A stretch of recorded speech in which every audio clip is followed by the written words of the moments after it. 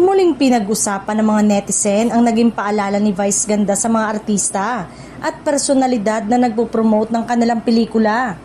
Ayon sa komedyante, hindi sapat na sikat ka. Mahalaga pa ring ipaliwanag kung bakit dapat panoorin ng publiko ang iyong proyekto. Hindi porket sikat ka, hindi mo na kailangan mag-promote, ani Vice.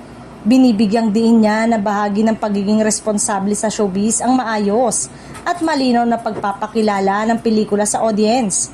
Ayon sa kanya, ang promotion ay hindi lamang para sa hype kundi para maipakita ang halaga at dahilan kung bakit dapat panoorin ang pelikula.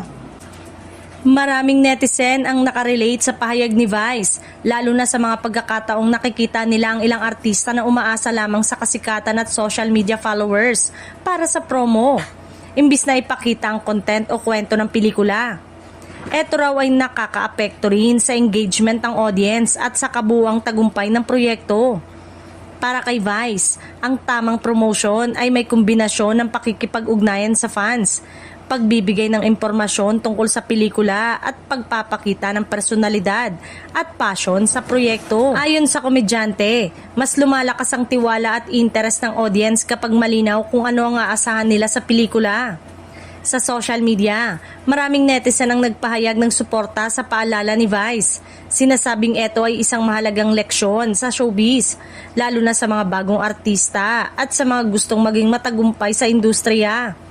Marami rin ang nagkomento na kahit established na ang isang artista, hindi dapat ipagwalang bahala ang promo at pakikipag-ugnayan sa fans.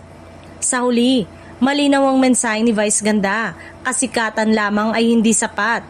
Promotion at malinaw na dahilan kung bakit dapat panoorin ang pelikula ang tunay na susi ng tagumpay ng isang proyekto. Ito ay isang paalala para sa lahat na nagpo-promote ng pelikula na laging maging malinaw, maayos at responsable sa pakikipag-ugnayan sa audience.